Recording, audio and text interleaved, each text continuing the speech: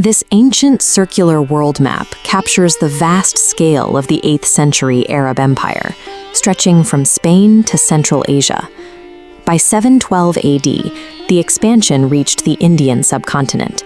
General Muhammad bin Qasim breached the frontier, defeating Raja Dahir and seizing Sindh. The conquest was devastating.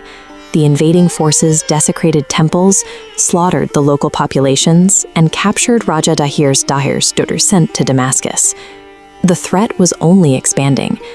General Junaid al-Murri took command of a 60,000-strong army, intending to march deep into the heart of fragmented North India. The subcontinent was on the edge of total collapse. The unified weight of the invasion pushed against scattered, disconnected kingdoms. The traditional defensive tactics used by these local rulers were failing against a fast-paced, ruthless style of warfare. Far from the burning plains, a different kind of resistance was forming here, in the isolated and rugged hills of Mewar. This was the home of Kal Boj, later known as Bappa Rawal. An orphaned royal, he was raised in secrecy by the forest-dwelling Bil tribes. Under the guidance of the Bils and his mentor, Guru Harit, Kal Boj spent his youth mastering survival and mountain guerrilla tactics. He traded the traditional life of a palace prince for a rugged education in the wild and deep spiritual devotion to Shiva. Being stripped of traditional royal resources forced him to adapt. He developed the specific psychological and combat edge needed to wage a successful asymmetric war against a far larger enemy. The reality of the threat reached the stronghold of Chittorgarh when Prince Jai Singh, the surviving son of Raja Dahir, arrived in Mewar. He brought first-hand intelligence of the tactics and atrocities used in Sindh. Bappa Rawal recognized that the old defensive playbook was a death sentence. He saw that waiting for a 60,000-man army to arrive at his gates would lead to certain defeat.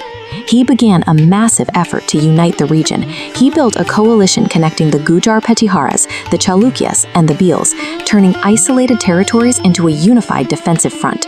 Then, he used the terrain itself. Bappa Rawal refused to engage in an open field battle, instead drawing the massive enemy army into the harsh, unforgiving heat of the desert. Once the invaders were deep in the dunes, he launched a campaign of attrition. His mobile units poisoned wells, cut off supply lines, and used night raids to systematically exhaust Junaid's forces. He understood that a war is won or lost on logistics. By destroying the enemy's ability to feed and water their men, he broke the invasion before the main battle ever began. The campaign reached its peak at the Battle of Rajasthan. Bappa Rawal's coalition struck the weakened, starving Arab forces with everything they had. The result was total. Junaid's army was destroyed, and the general himself was killed in the heat of combat.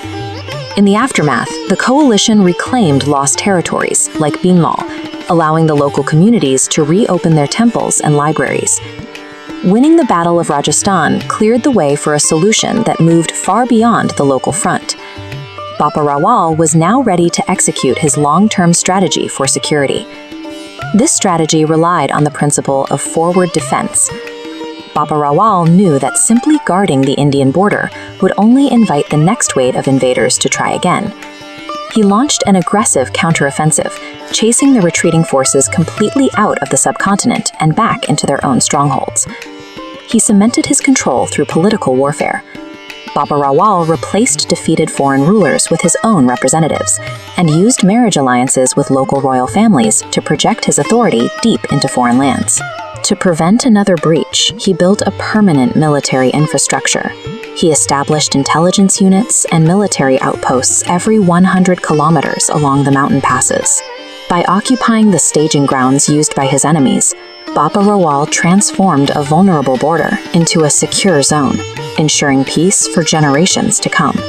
His military footprint is still visible on the map today. This is the city of Rawalpindi in modern-day Pakistan. It is named directly after the garrison Bappa Rawal established over 1,000 years ago. In 753 AD, having secured the subcontinent's borders, Bappa Rawal took an unexpected path. He abdicated his throne and dedicated the rest of his life to a monastic path of devotion. He left behind the Mewar dynasty, a lineage that would later produce legendary figures like Maharana Pratap to continue his work. By uniting fragmented kingdoms and striking back at the source of the threat, Bappa Rawal ended the era of Arab expansion in India. His campaign created a psychological barrier so strong that no Islamic general would successfully invade the heart of India.